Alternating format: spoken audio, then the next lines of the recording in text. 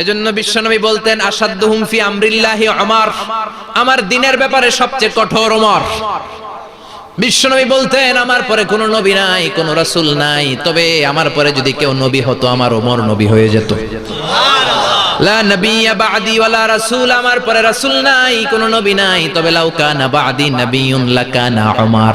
প্রভু তুমি বলেছো রাসূল দেবে না, বলনি দেবে না ওমর, বলনি দেবে না হামজা তারিক, খালিদ বিজয়ী সমর। প্রভু তুমি বলেছো রাসূল দেবে না, বলনি দেবে না ওমর, বলনি দেবে না হামজা তারিক, খালিদ বিজয়ী সমর। প্রভু তুমি বলেছো রাসূল দেবে না। আল্লাহু আকবার। মদিনায় যত মুনাফিক ছিল জমের মতো ভয় পাইতো সাইয়েদনা ওমরকে। শয়তানদের লিডার ইবলিসও ভয় পেত ওমরকে। বিশ্বনবী বলেন ওয়াল্লাযী নাফসি বিয়াদিহি, ওমর ওই সত্তার কসম যেই সত্তার হাতে আমার আত্মা, মা লাকিয়াকা শাইতানু সালিকান ফাজ্জান ইল্লা সালাকা ফাজ্জান গায়রা ফাজ্জিক। ওরে ওমর, শয়তান যদি তোমারে কোনো রাস্তায় দেখে, ইবলিস যদি তোমারে কোনো রাস্তা দিয়ে হাঁটতে দেখে, ইবলিস ওই রাস্তা রেখে দিয়ে অন্য রাস্তা দিয়ে হাঁটে। ইবলিসও সাইয়েদনা ওমর ফারুককে দেখলে, এই রাস্তা দিয়ে দেখলে ওর বাপের কি ও জীবনে এই রাস্তা দিয়ে হাঁটবে না, এই রাস্তা ধুইয়া ওই আরেক রাস্তা ধরবে। চিল্লায় পড়েন আল্লাহু আকবার। কাফেররা ভয় পেত, মুনাফিকরা ভয় পেত, শয়তান ভয় পেত, এমনকি বিশ্বনবীর বিবিরাও ভয় পেত। সুবহানাল্লাহ পড়েন। বিশ্বনবীর বিবিরা বিশ্বনবীরে ধরলেন আমার এইটা কিনা দেন, ওইটা দেন। বিশ্বনবী কয় টাকা নাই, ক্ষমতা নাই, সামর্থ্য নাই, বেশি কথা কইলে তালাক নিয়ে যাও, তোমাদের চেয়েও সুন্দরী অনেক সতী সাধবী নারী আল্লাহ ব্যবস্থা করে দিবে। বিবিরা মাঝে মাঝে খুনসুটি করতো, নবীরে ধরতো, এটা নাই ওইটা নাই, এটা দেন।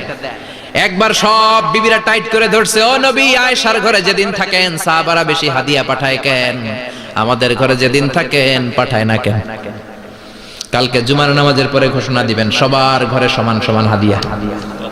নবী কয় আমি হাইতান্ন। ও মিয়া, কে হাদিয়া দিবে, কটুক দিবে, এটা কি ইমাম সাহেবের কাজ?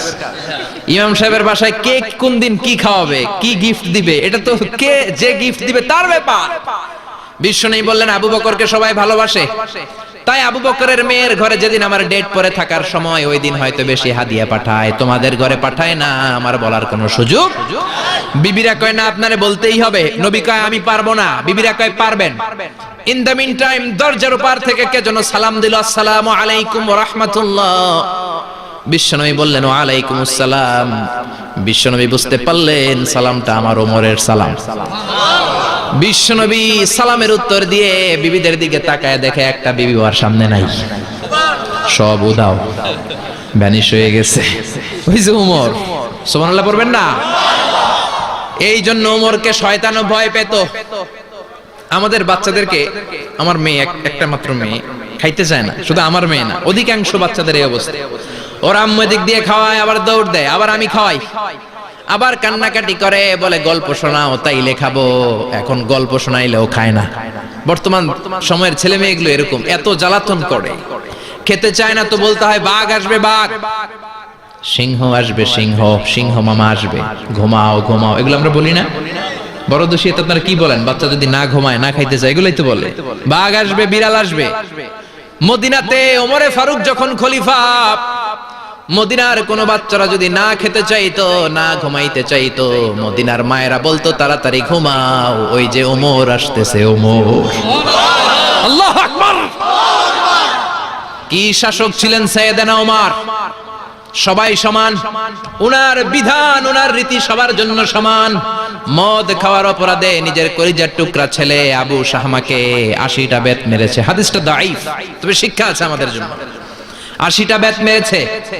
এক রাওয়ায়াতে পাওয়া যায় বেত মেরে ছেলেটাকে আহত করে ফেলেছে, আর এক রাওয়ায়াতে পাওয়া যায় পিটাতে পিটাতে ছেলেটাকে দুনিয়া থেকে শেষ করে ফেলেছে। ছেলের মুখে গন্ধ পেয়েছে। আর শরীফতা খামরান, কিরে মদ খাইছস? কয় না বাবা, শরীফ তো নাবিজ, আমি নাবিজ খেয়েছি। নাবিজ খাওয়া যায়। নাবিজ হচ্ছে রাতের বেলা আরবরা দুধের মধ্যে শক্ত খুরমা ছেড়ে দেয়।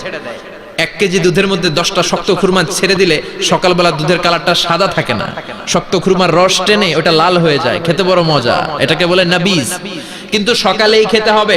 ওইটারে যদি 3 দিন জমায় রাখেন, 4 দিন জমায় রাখেন, ওইটাও গাঞ্জা হয়ে যাবে, ওইটাও তারি হয়ে যায়, মদ হয়ে যায়। সাইয়েদনা ওমরের ছেলে এই কাজ করেছেন, একটু তারির স্বাদ নেয়ার জন্য 4 দিন রেখে দিয়েছে। সাইয়েদনা ওমর বললেন, কি খাইছস? কয় মদ খাই নাই। নাবিস খাইছস? এদিকে আয়। ইফতাহ ফামাক, মুখ খোল। হা করার পরে মুখের সামনে নাক নিয়ে গন্ধ দেখে মদের গন্ধ, কলারটা ধরে মসজিদে নববীতে নিয়েছেন। ইন দা মিন টাইম মসজিদে নববীতে জোহরের নামাজ হয়। নিজের ছেলেকে মসজিদে নববীর উস্তুয়ানা বলে, উস্তুয়ানাতু মসজিদে নববী, মসজিদে নববীর পিলারে বেঁধেছেন। যেহেতু উনি খলিফা, মসজিদে নববীর ইমাম, জোহরের নামাজের ইমামতি করলেন। সালাম ফিরালেন, আসসালামু আলাইকুম রাহমাতুল্লাহ, আসসালামু আলাইকুম রাহমাতুল্লাহ। সালামের পর বললেন, মাকানাকুম ইনদানা হাদ, সুন্নতের পর বসে যাবেন, আমাদের একটা হদ আছে। আল্লাহর দেয়া যে বিধান, বিচার, এটাকে আরবিতে বলে হাদ, প্লুরাল হচ্ছে হুদুদ। আমাদের হুদুদ আছে, মানে গুরুদণ্ড আছে, বসবেন। হাজার হাজার মানুষ সবাই ওযু করে যখন ঢুকতেছিল, দেখে আবু শামা পিলারে বাঁধা। সবাই তো আশ্চর্য, কি আজীব তামাশা, প্রেসিডেন্টের পোলা বাঁধা। নামাজের পরে বাইরে আসার পরে হাজার হাজার মানুষ তাকিয়ে আছে। কানাঘুষা শুরু হয়ে যায়। সবাই বলে, কি হয়েছে? ওমর কয়, আমার টানাটানি করা যাবে না। এই যে থামেন, এখন টানলে কি হবে আমি জানি, খুব বিশৃঙ্খলা হবে। দাঁড়ায় শুনেন, দাঁড়ায় শুনলে ডবল সোয়াব। আমি চলে গেলে এরপর আপনারা টানাটানি করে ঢুকেন। কথা শুনতেছেন তো? মনোযোগ আছে? লোকদের মধ্যে কানাঘুষা। প্রেসিডেন্টের ছেলে, কেউ কয় ওমর মনে হয় মারবে না, যেহেতু নিজের ছেলে তো একটু ধমকি টমকি দিয়ে ছেড়ে দিবে। কেউ বলে না, ওমর তো এত সহজ মানুষ না, মদের বিচার তো 80টা বেদ, মনে হয় 40টা মারবে। কেউ কয় না, 80টাই মারবে। ওমর চেয়ারে বসে জল্লাদরে ডাকলেন, বললেন, ইবদা বিসমিল্লাহ, নে চাবুক শুরু কর। বাইতুল মাল থেকে শক্ত সাইজের একটা চাবুক আনবি। জল্লাদ চাবুক এনে দাঁড়ালেন। ওমর বললেন, ইবদা বিসমিল্লাহ, শুরু কর। জল্লাদ মারতে শুরু করেছে। ওয়াহিদ, ইতনাইন, তালাতা, 3টা মারার পরে এক থাপ্পড় মেরে জল্লাদকে 3 হাত দূরে ফেলে দিলেন। ধমক দিয়ে বললেন, তুই চাবুক মারস নাকি চাকরি বাসাস? আসলে জল্লাদ কিন্তু আস্তে মারে নাই, দেহের যত জোর ছিল জোর দিয়ে মেরেছে, কিন্তু ওমরের পছন্দ হয় নাই। ওমর বলে, আইন্দাকা তালাতা আইন্দে ওয়াহিদ, তোর হিসাবে চাবুক মারা হয়েছে 3টা, আমি ওমরের হিসাবে মায়ের হয়েছে 1টা। চাবুক আমার হাতে দে, আমি 2 নাম্বার থেকে শুরু করি। ওমরে ফারুক 2 নাম্বার শুরু করলেন। 2, 3, এক একটা চাবুক মারে, ছুপ ছুপ করে চামড়া ছিলে, রক্তগুলো মসজিদে নববীর বারান্দার পিলারের মধ্যে লাগে। ওমরের চেয়ে শক্তিশালী দ্বিতীয় কোন পুরুষ মদিনার জামিনে ছিল নাকি? ওমরের হাতের মাইর। ছেলেটা চিৎকার দিয়ে বলে, বাবা, ও আব্বা, আর মদ খাবো না, ছেড়ে দেন, আর খাবো না। মদ তো আমি খাই নাই, আমি খেয়েছি নাবিস, 3-4 দিন রাখার কারণে একটু মাতলামি হয়েছে আমার। আব্বা, এবারের জন্য ছেড়ে দেন, আর খাবো না। ওমরের কঠোর হৃদয়ে কোনো দয়া মায়া আসে না, মারতে লাগলেন। এবার আবু শাহামার মা, ওমরের বউ, পায়ের মধ্যে ওমরের পায়ে পড়ে ডেকে বলে, ওমর, আমার কলিজার টুকরা ছেলেটারে মারিস না। 30টা বাড়ি মারা হয়েছে, আর বাকি 50টা বাড়ির জন্য এক একটা চাবুকের বিনিময়ে আমি এক একটা উট আল্লাহর রাস্তায় সদকা করব রে ওমর। সাইয়েদনা ওমর বলে, আরে নিয়ে যাও। আবু শাহামার মা উট দিয়ে আল্লাহর জাইন, চাবুকের বাড়ি থেকে একটা বাড়িও কমানো যাবে না, 80টা বাড়ি দেয়া পর্যন্ত পৃথিবীর কোন শক্তি আবু শাহামারে আমার হাত থেকে ছুটাতে পারবে না। আবু শাহামার মা কাঁদতে লাগলো। ওমরের মনে দয়া মায়া হয় না। 40টা বাড়ি মারার পরে ছেলে বেহুশ, 50টা মারার পরে আবু শাহামা দুনিয়া থেকে শেষ। সবাই নিস্তব্ধ নীরবতা, পিন ড্রপ সাইলেন্স, পিন পতন নীরবতা। রাগে তখনও গড়গড় করছে ওমর। সাইয়েদনা ওমর বললেন, গোসল দে, জানাজা দে, কবর দে। কবর দেওয়ার পরে ওই কবরের উপর 51 নাম্বার থেকে মারা শুরু করলেন।